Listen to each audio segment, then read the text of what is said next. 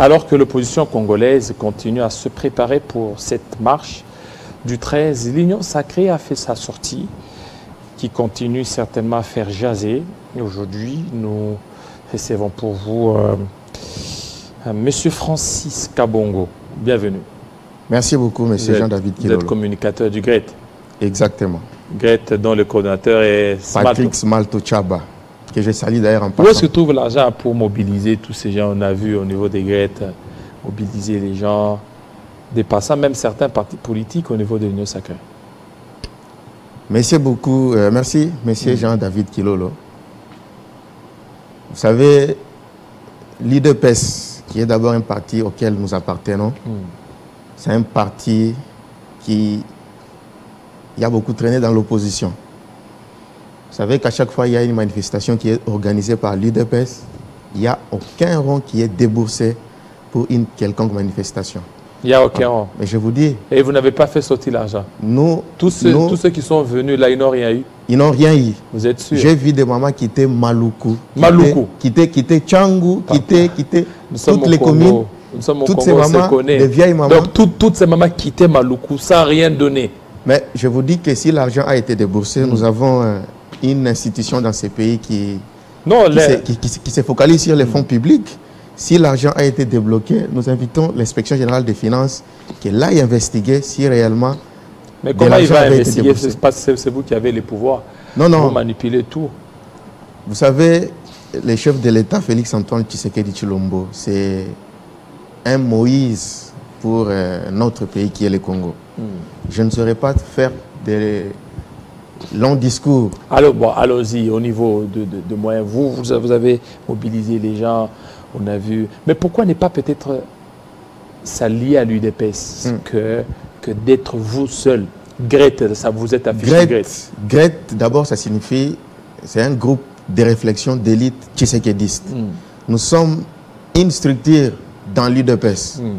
L'UDPS, c'est un parti politique au sein duquel... Mais vous avez tendance à vous détacher de l'UDPS. Nous n'avons pas tendance à nous détacher. Nous restons dans la ligne droite de la direction du parti qui est chapeautée par le secrétaire général Augustin Kabouya, que je salue d'ailleurs en passant. GRET est une composante de l'UDPS. Nous, dans GRET, nous soutenons toutes les actions pilotées par son Excellence, Monsieur le Président de la République. Nous ne nous détachons pas. Nous faisons partie de l'UDPS. Si vous voyez d'ailleurs dans toutes nos inscriptions, on a toujours l'habitude d'écrire GRET UDPS. Ce n'est pas un truc qui va se dissocier du parti. Pas du tout. Ce n'est pas un parti politique. Maintenant, vous vous êtes mobilisé, vous avez dépensé l'argent, vous avez déboursé beaucoup d'argent. Nous n'avons déboursé aucun rond, encore une fois, je vous dis, monsieur. Aucun rond. Je vous dis, moi qui vous parle, je suis l'assistant principal de monsieur Patrick Smalto. Nous nous étions mobilisés avant, pendant et après la sortie officielle de l'Union sacrée qui avait eu lieu au stade de Martyrs. Avec un échec cuisant. Échec cuisant, M. Jean-David. On a vu d'où vous êtes mobilisé. À partir des 14h15, les gens sortaient déjà. Les gens ne sortaient pas. Après avoir eu leur transport. Le stade de Martyrs, il était plein dès 10h. À partir de 10h, si vous aviez eu l'occasion de sortir hors le stade, il y avait une marée humaine à l'extérieur du stade. Les gens étaient venus répondre à l'appel. Pas pour les intérêts partisans, mais pour que... Et à 14h, 15h, lorsque les présidiums tenaient leur discours, il y avait des vides. Les gens sortaient. Moi, j'étais au stade jusqu'à ce que toute la cérémonie s'était finie. Le stade était... Quand vous étiez resté, juste parce que j'ai parlé avec votre Smalto, il dit qu'il est resté jusqu'à 17 ou 18. Est-ce qu'il y avait des gens? Il y avait des gens au stade. Non, les mêmes nombres là qui avaient des 10h jusqu'à 18h. Non, mais monsieur... Parce que nous avons les images. Les images, vous les avez. Mais lorsque on a vu le président de l'Assemblée nationale, Christophe Mbosso, s'adressant à la population, il y avait des vides. Il y avait des vides. Je ne sais pas si vous... Lorsque Jean-Pierre Bemba s'adressait, il y avait des vides. Les gens déjà sortaient. Vous n'avez pas vu ça? Moi, je n'ai pas vu ces vides-là. Moi, je n'ai pas vu les vides. Alors que lorsque Fally Ipupa organise de telles manifestations, payant d'ailleurs, les gens viennent le matin de 5h jusqu'à 21h, 22h. Plein. Bon, parce que vous dites que... Et les gens meurent même. Parce que vous dites, vous confirmez ici que lorsque les ténors du présidium ont commencé chacun à prendre la parole, les stades s'est vidé petit à petit. Oui. Qu'est-ce que vous insinuez, monsieur Jean? Non, c'est que nous, on a vu, il y avait même des caméras. Il y avait des caméras. Lorsque le présidium tenait des discours, les gens s'est vidés. Alors maintenant, vous qui étiez là, c'est à vous maintenant de nous dire pourquoi les gens s'est vidés. Les gens ont eu leur argent de transport.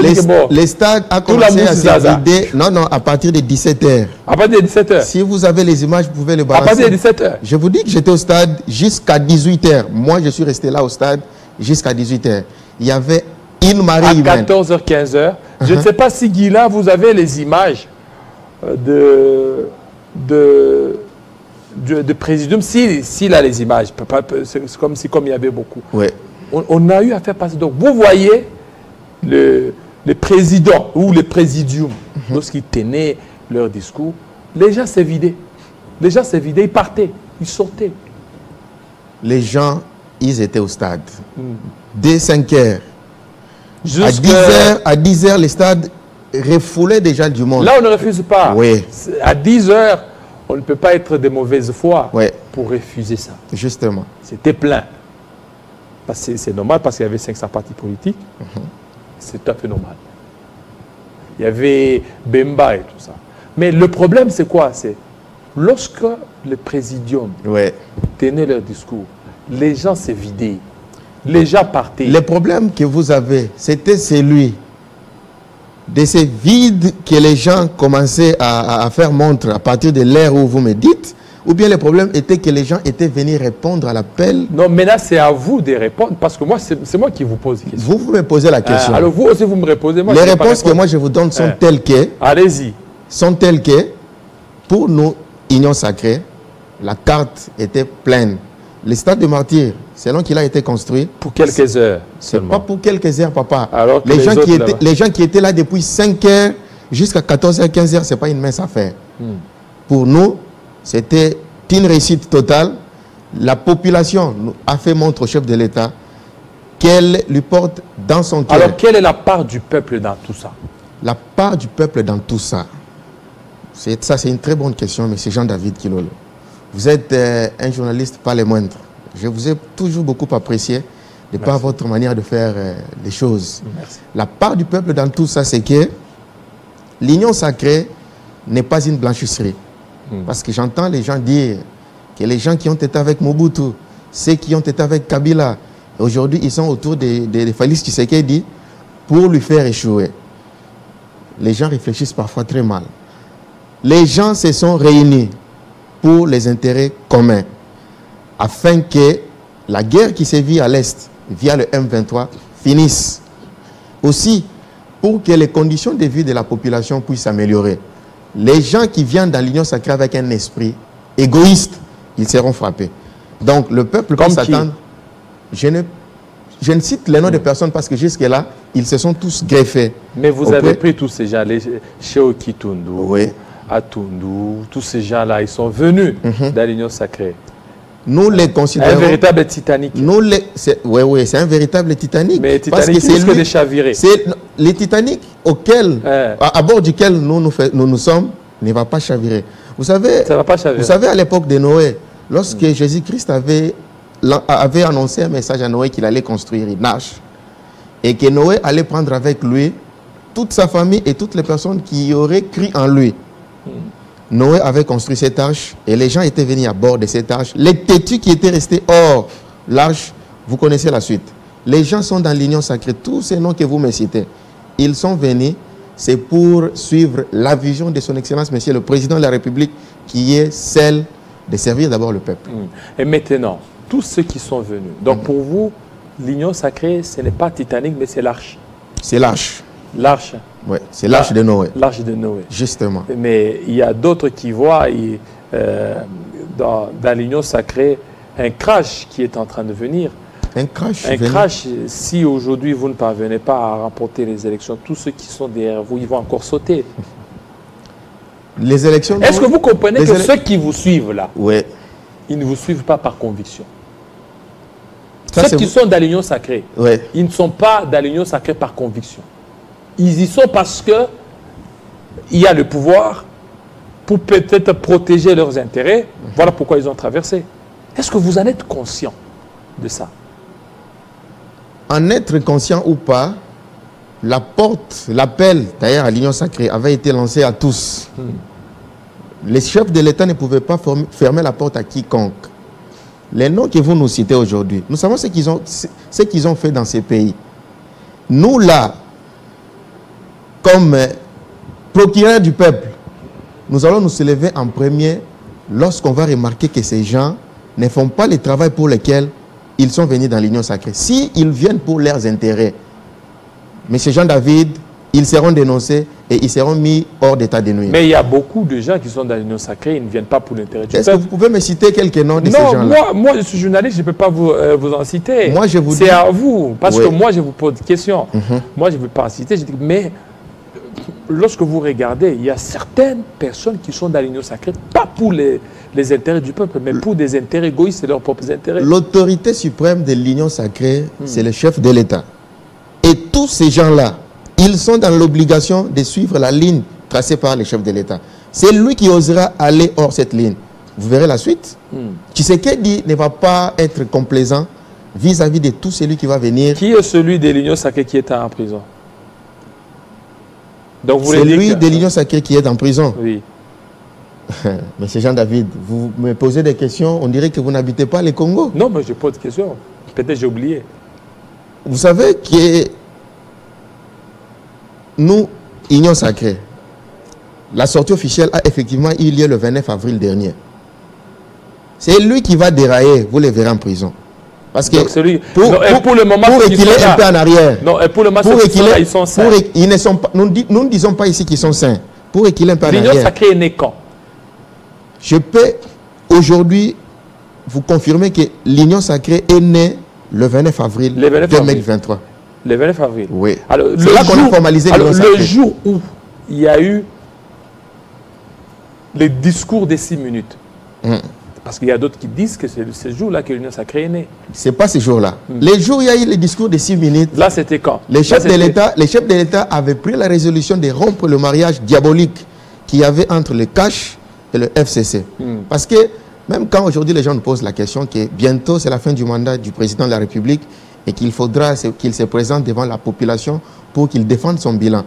Mais ces gens doivent savoir que le bilan que le chef de l'État va défendre, les amis du FCC font partie de ces bilans. Bon, dis-moi, quand vous parlez, les amis de quand vous parlez du mariage diabolique, oui.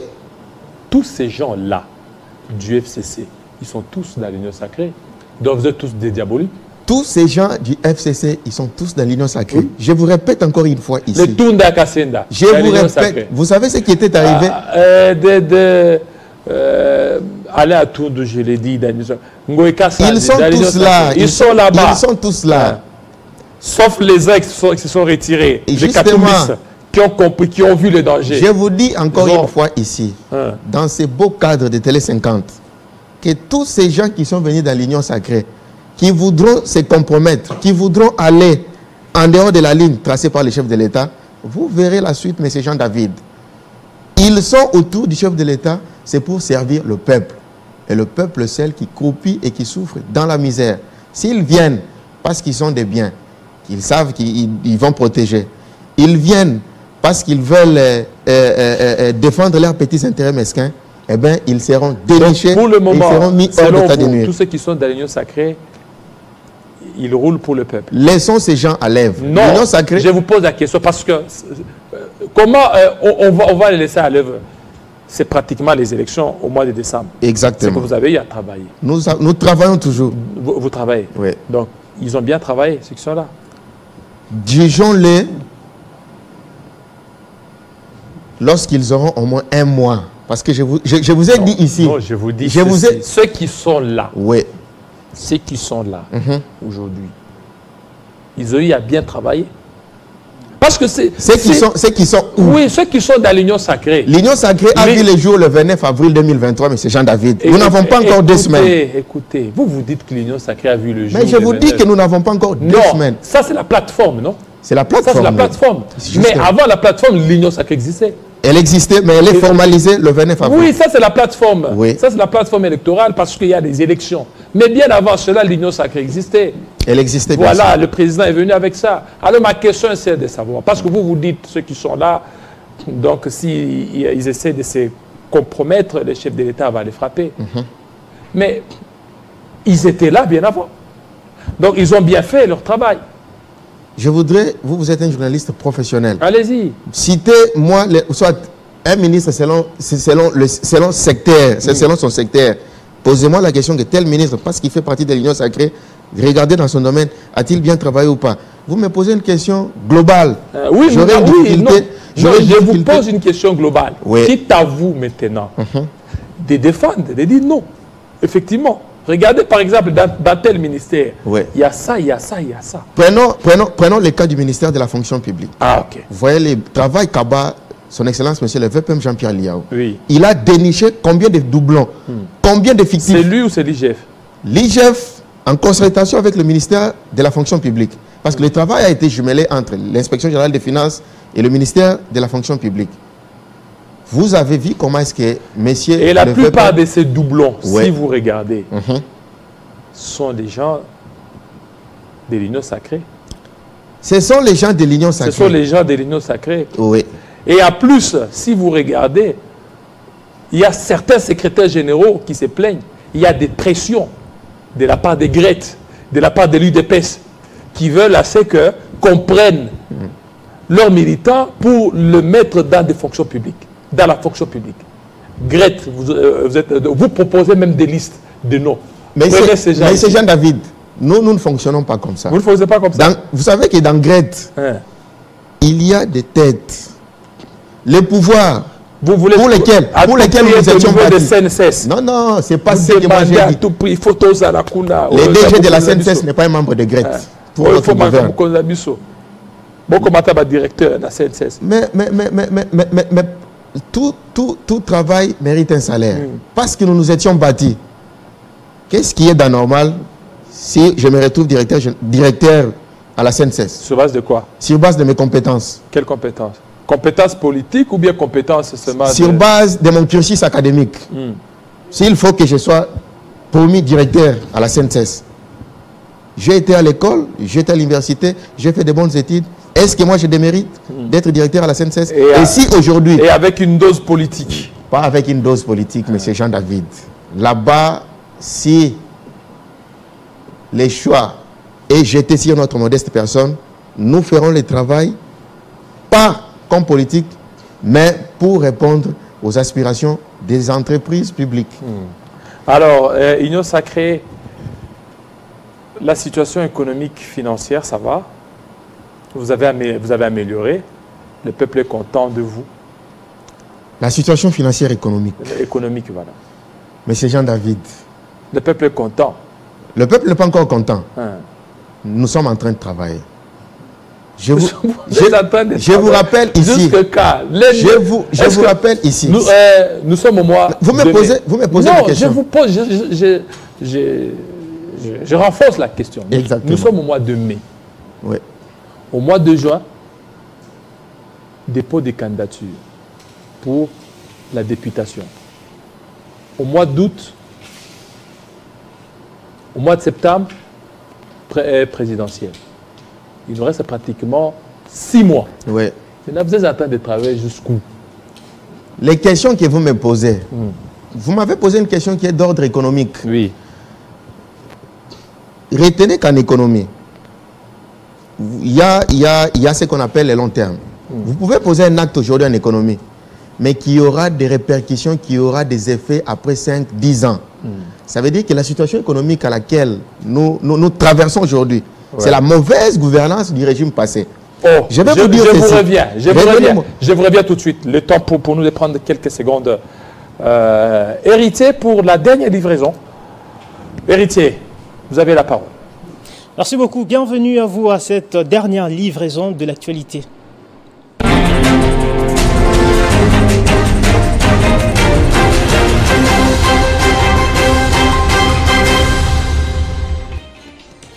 Processus électoral en RDC, la participation ou non de l'OIF à l'audit externe du fichier électoral.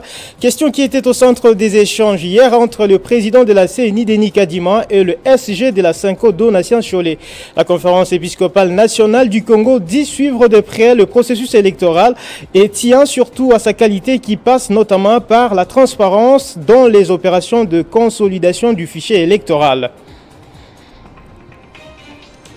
À Kinshasa, l'hôtel de ville annonce l'inhumation des indigents se trouvant dans la morgue de l'hôpital général de référence de Kinshasa au cimetière de Maluku, communément appelé Fula Fula. La direction de la morgue demande à la population de ne pas céder à la panique car toutes ces inhumations auront lieu la journée au vu et au su de tous. Direction la Russie, dénonçant une tentative d'assassinat de Vladimir Poutine, l'ex-président russe Dmitri Medvedev a appelé hier à éliminer le président ukrainien Volodymyr Zelensky en représailles à une attaque présumée des drones contre le Kremlin. Le président Volodymyr Zelensky, de son côté, dément toute attaque ukrainienne visant son homologue russe Vladimir Poutine. Restez-nous fidèles, messieurs et dames. 50 bonjour, c'est poursuivi avec Jean-David Kilolo.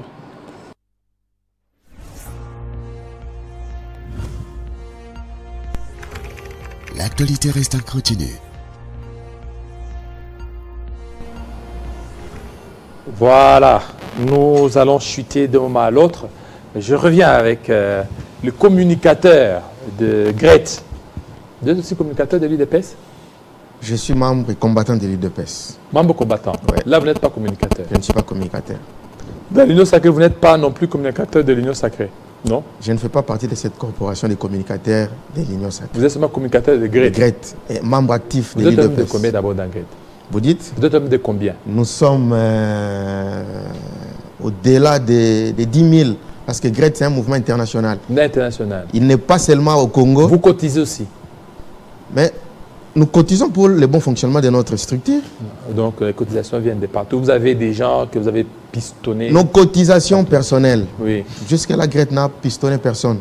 Vous n'avez pistonné personne? Dans les institutions, il n'y en a pas? Il y a des cadres dans Grete Oui. qui ont travaillé, qui ne sont pas venus avoir le travail dans Grete. Ils travaillaient déjà quelque part. Mais est-ce que vous n'avez pas pistonné, vous n'avez pas recommandé? Grete recommande tel, c'est-à-dire qu'on a d'Augustin Kabouya. Cette question, c'est mieux que vous puissiez la poser au coordonnateur Patrick Smalto. C'est lui qui peut vous répondre avec exactitude. Revenons à la question. La situation socio-économique. Justement. Vous êtes fier de cette situation? Nous ne sommes pas fiers, Pourquoi? M. Jean-David, parce que les choses ne vont pas comme elles devraient aller. Et ça, c'est l'Union Sacrée qui gère. Je vous ai dit tantôt que c'est l'Union Sacrée qui gère. Mais n'oubliez pas que l'Union Sacrée, le chef de l'État, a hérité d'un régime qui avait plongé ce pays dans un fond sans fond. Plongé comment ce qui pays? avait plongé... Parce que vous avez trouvé des réserves à la banque, à la banque centrale. Est-ce que vous pouvez me laisser évoluer, M. Jean-David? Oui, mais allez-y, mais parce que quand les réserves, nous les avons trouvées à la banque Banque centrale. Oui. Je suis d'accord avec vous. Vous savez, je disais tantôt ici qu'il y a un principe en économie qui dit que lorsque vous posez une action aujourd'hui, ça peut avoir des répercussions dans 10 ou 15 ans. Et quelle action que vous avez posée? Non, mais je vous dis, aujourd'hui, le chef de l'État, lorsqu'il a accédé à la magistrature suprême, vous connaissez les contextes dans lesquels Tshisekedi a pris le pouvoir dans ces pays. Quel contexte? Un contexte de paix, non? Un contexte de paix. De paix, un contexte avec un pays déchiré à l'Est. Déchiré à l'Est? Mais je vous dis, mon frère, la guerre qui s'est vue, la guerre, écoutez, l'M23, le chef de l'État lui-même l'a dit, le président Félix Tshisekedi, l'M23 a été défait en 2013. C'est pas vrai. Ça, c'est lui-même qui a dit. Alors, si vous dites c'est pas vrai, c'est pas si vrai, le chef de l'État, si le chef de l'État a dit ça, oui. Pourquoi une fois Tshisekedi à la commande de la République, il avait dit que tant que la guerre à l'Est n'a pas encore fini, il se dirait qu'il n'a pas réussi son mandat. Là, ce n'était pas l'M23. Là, c'était des groupuscules. C'était des groupuscules. Mais qui avait investigué à l'Est pour confirmer que c'était des groupuscules? Non, mais c'était pas le M23. Et officiellement, l'M23 est né quand? Officiellement, c'est-à-dire que sous votre régime. Ça, c'est un. Et puis des deux. Quand vous êtes arrivé au pouvoir, le dollar était à combien? Le taux de dollar? Quand nous sommes arrivés au pouvoir, oui. Les dollars étaient entre 16 et 17. Et actuellement, c'est combien? Actuellement, c'est à 22, 23. 23, même 24. Alors, il y a l'amélioration. Je ne vais pas faire une comparaison avec les régimes passés. Ah non, parce qu'il faut que je fasse une comparaison. La question que je vous ai posée, qui est entré dans la comparaison? C'est vous. C'est moi qui entre dans la comparaison. Parce que moi, je vous ai juste posé la question. Vous êtes fier. Mais vous voulez dire, non, on a trouvé des pays dans le fond. Je ne suis pas fier. Sachez... Alors maintenant, écoutez. Oui. Vous êtes communicateur. Parce que on vous pose la question. Vous voulez certainement vous référer à l'ancien régime. Mais c'est ça l'économie. Hein? L'économie est faite sur base d'une référence. Vous ne pouvez pas comparer une situation économique de 2023 avec celle de 1987, par exemple, lorsqu'il y a eu la réforme monétaire, sans faire un tableau comparatif. Oui, mais pourquoi? Parce que moi, je vous ai juste posé que vous voulez aller dans l'ancien régime. C'est ce que moi je vous dis. Allez-y. Les dirigeants... Alors répondez. Mais pourquoi vous? Oui. Vous ne parvenez pas à vous assumer Nous nous assumons, M. Jean-David. Assumez votre bilan. Nous assumons. Oui. Qu'est-ce que je veux dire par là? Tshisekedi, une fois chef de l'État, il prend son pouvoir une année après.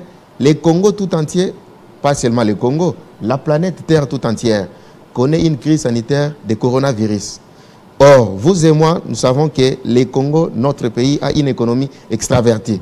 Tout ce que le Congo consomme vient d'ailleurs. Il n'y a pas que le Congo seul. Mais je vous dis... Il n'y a pas que le Congo seul. Oh là là, mais c'est Jean-David. Il n'y a pas que le Congo seul.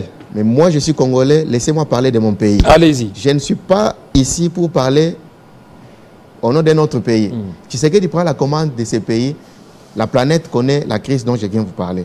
Mais parce que toutes les frontières avaient été bloquées, parce que nous avons une économie qui a une main tendue, dites-moi dans un contexte comme celui-ci, même si c'était les gens qui prétendent, qui se disent que ils allaient mieux faire plus que Tshisekedi dans un contexte comme celui-là, ces gens-là, qu'est-ce qu'ils allaient faire? Dites-moi.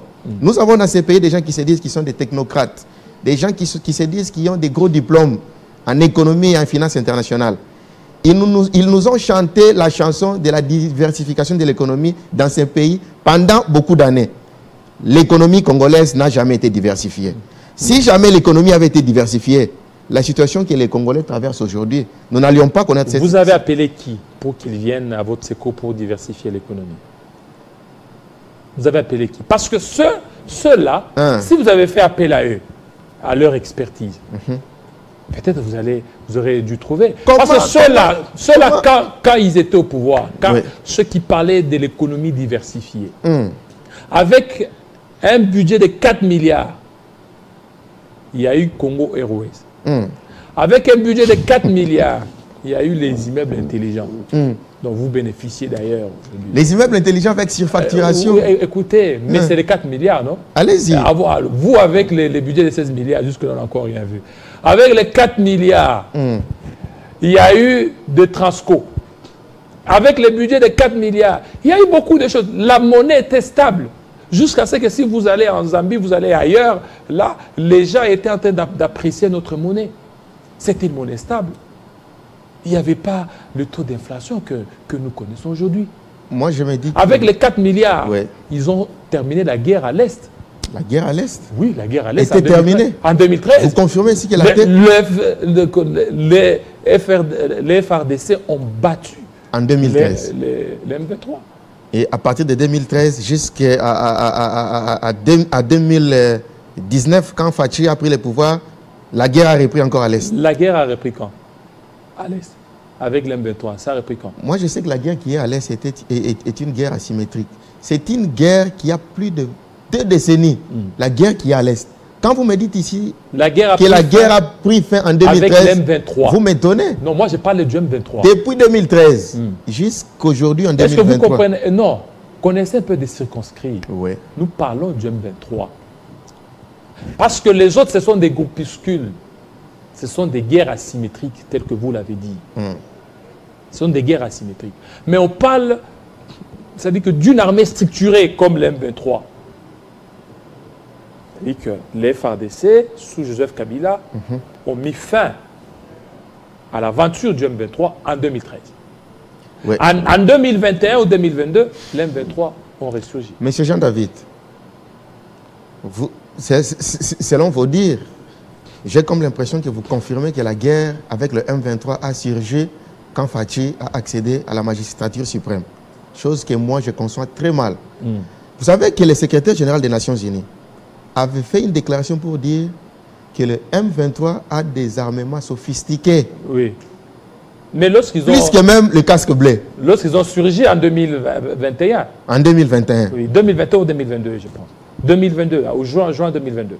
Alors, juin 2022. Voilà. Cette guerre de l'Est, vous voyez qu'il y a même les élites du peuple au sein du Parlement qui sont en train d'être arrêtés chaque jour.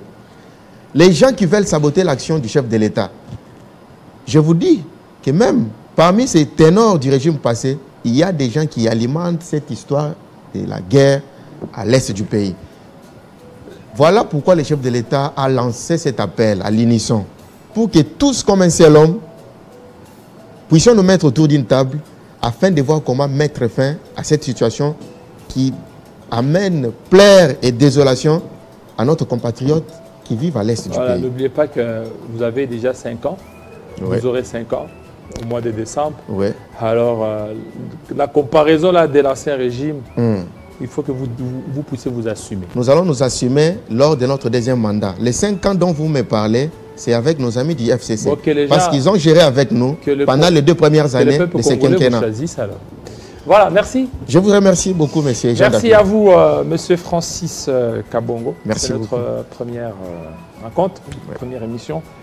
Merci à Smalto, merci à tous nos fidèles téléspectateurs. Vous avez été nombreux à partir de 7h heure de Kinshasa à nous suivre. Restez branchés sur Télé 50. Joyeux anniversaire à Josué Mbo et aussi à sa jumelle. Joyeux anniversaire à vous. Vous qui fêtez vos anniversaires, toutes les bonnes choses à vous. Toutes les bonnes choses à vous. Restez branchés sur Télé 50. Major Mamboleo, restez branchés sur Télé 50. Koko Nyange Witanene, toutes les bonnes choses à vous. Merci et ciao. À très bientôt.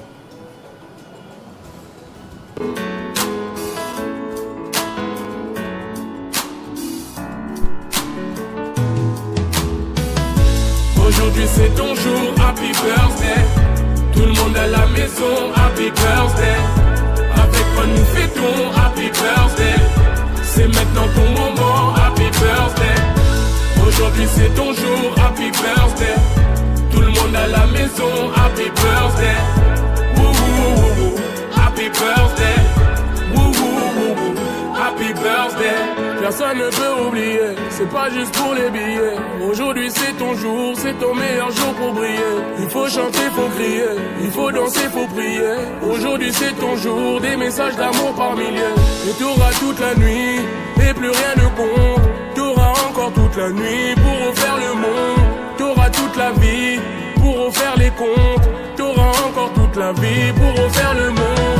Là y a que des gens que tu connais. Et c'est ce jour qu'on attendait. Et puis tout ce bonheur tu l'as pas volé. Et c'est ce jour qu'on attendait. Aujourd'hui c'est ton jour, happy birthday. Tout le monde à la maison, happy birthday. Avec quoi nous fêtons, happy birthday. C'est maintenant ton moment, happy birthday. Aujourd'hui c'est ton jour, happy birthday. Tout le monde à la maison, happy birthday. Woo woo woo woo, happy birthday. Woo woo woo woo, happy birthday. Cette fois c'est pas la première, c'est toi qui es dans la lumière. Il y a tous tes amis d'aujourd'hui et tes amis d'hier. Le champagne coule en rivière, la maman sera fière. Tu prends de l'âge et c'est pour ça qu'elle t'a mis dans ses prières. Et pense à la famille, chaque fois que tu montes, il n'y aura que la famille. Si un jour tu tombes, c'est ça pour la vie. Chaque fois que tu montes,